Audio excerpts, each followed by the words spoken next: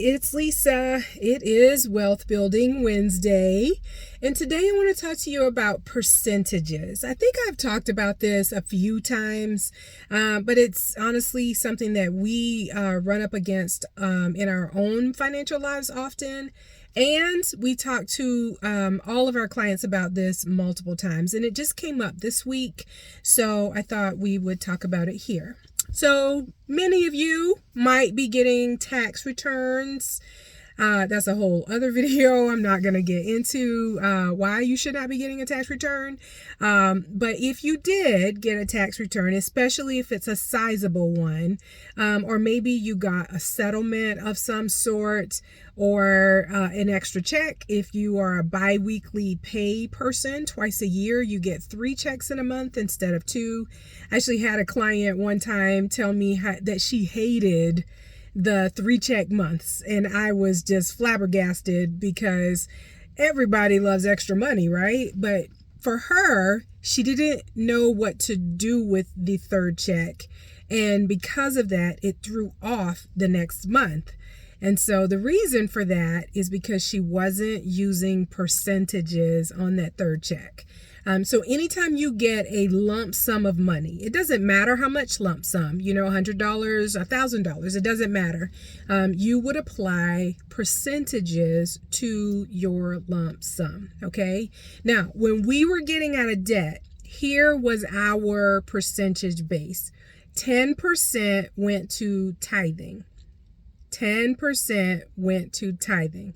Unless, of course, it was a tax return and we didn't do a 10% on that because we tithe on gross, which means we'd already tithe on that, okay? I hope that sinks in for you. If you have trouble with that, reach out. I really want you to get that, okay? Any other lump sum, 10% right off the top is to the tithe, okay?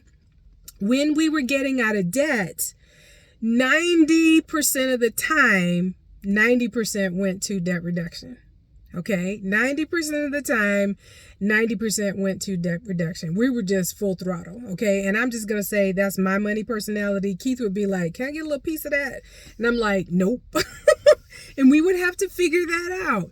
And so that meant that the other 10% of the time, we would do something fun. We might go to dinner one year for a bonus. We got a bonus for work. And we bought tickets to see the Broadway musical Elf. That was a part of our kids' Christmas. And then we went out to dinner and we invited our sister-in-law, my sister-in-law, Keith's sister, to go with us. And so we took that whole experience was probably $300-$400 back then. That was a big deal for us.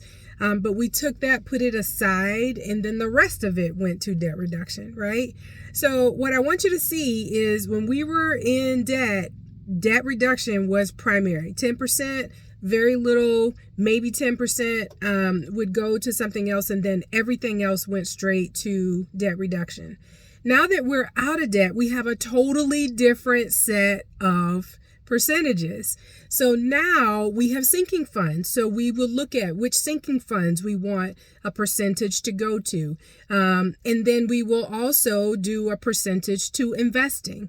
Notice I'm not telling you what the percentage is. Why? Because our percentages are not your percentages. It's all about knowing what your numbers are. Okay? NFL, NBA, professional sports players, they use percentages. They don't, if they're smart, they don't blow it all. They have a big piece that's fun money, but that's after they've taken it through percentages. Okay, this is huge, guys. And this is why we're talking about this on Wealth Building Wednesday. This is what the wealthy do. So if you need help with that, please reach out so that we can help you with your percentages so that you don't blow that big lump sum that you just got. I hope that's helpful. Bye.